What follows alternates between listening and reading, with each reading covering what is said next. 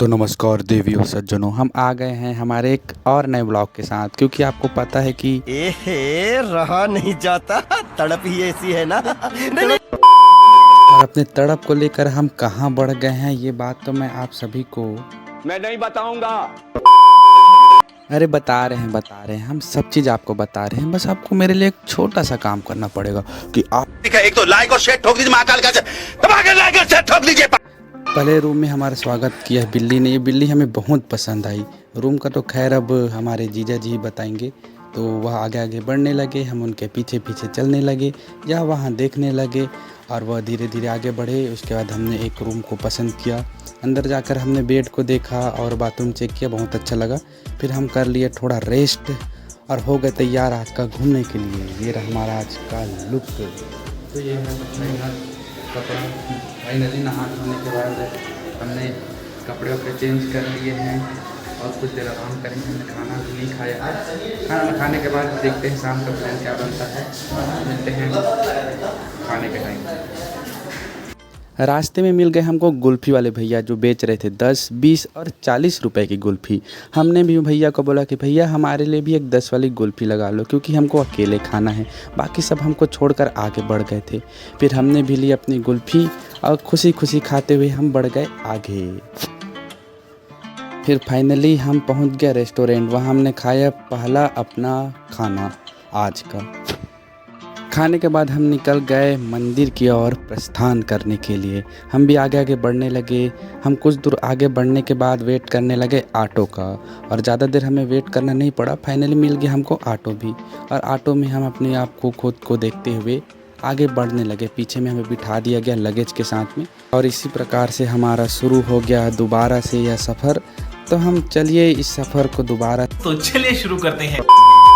लंबे होने का एक तो नुकसान ज़रूर है कि आपका सिर जो है बार बार टकराता है, चाहे आप कार में बैठे या ऑटो में बैठे। वही मेरे साथ भी हुआ।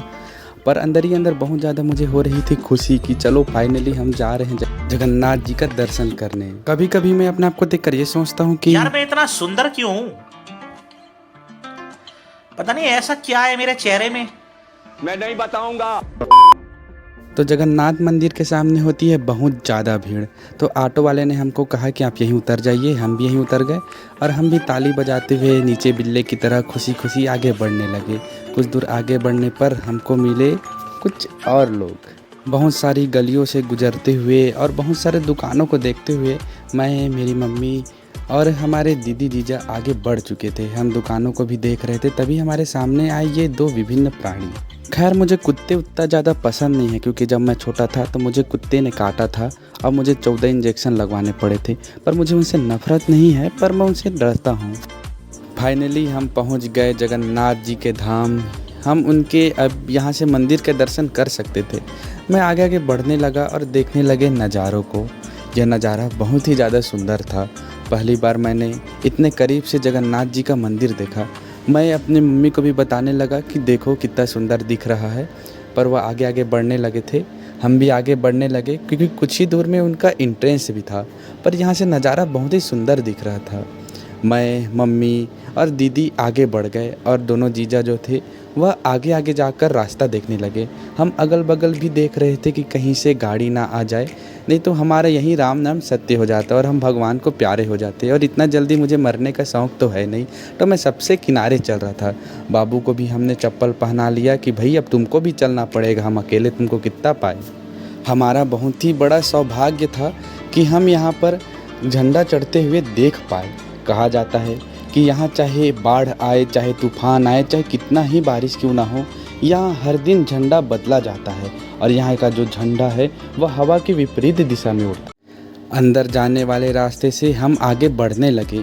जब धीरे धीरे हम आगे बढ़े तो हमको एक बहुत बड़ी बात पता चली कि अब हमको यहाँ पे अपने जूते, पर्स और मोबाइल को भी छोड़ना पड़ेगा। मैं तो यहाँ यह सोच कर आया था कि आप लोगों को भगवान का दर्शन कराऊँगा। तो इसी में डालना है सब चीज़। हाँ सब चीज़ मोबाइल भैया भैया। भैया। और फाइनली हम जगन्नाथ जी का दर्शन करके निकल गए। मोबाइल हमारे साथ तो क्या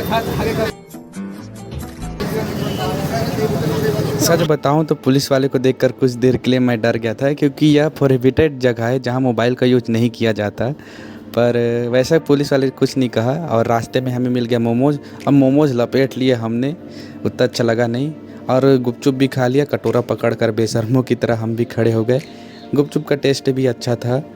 और फिर हमें लगी और ज़्यादा भूख, तो मैं और हमारा भांचा और दीदी बैठ गए खाने के लिए। आज था खाने में चना मसाला और रोटी और चावल सब्जी भी थे। आज का खाना बहुत ज़्यादा अच्छा लगा और हमने भी बहुत सारा खाना लपेट लिया, क्योंकि हम दिन भर से घूम घूम कर थक गए थे। और फिर रास्ते में हमको दिख गया वही कुल्फ़ी वाले भैया, और हम भी बजाने लगे घंटी, क्योंकि घंटी बजाना तो हमारा काम है, पंडित हैं हम। घंटी देखकर हमें आदत पड़ गई है घंटी बजाने की। तो हमने भी कुल्फ़ी के लिए भैया को कहा, कुल्फ़ी खाकर हम निकल गए। और अब फाइनली हमको कल तक के लिए रहा नहीं गया, तो हम निकल गए बीच की और रात को ही। आवाज़ चालू हुआ। हाँ। 8 बजे हम लोग आ गए हैं बीच में और रात हो गया है, ज़्यादा दूर तक जा नहीं सकते।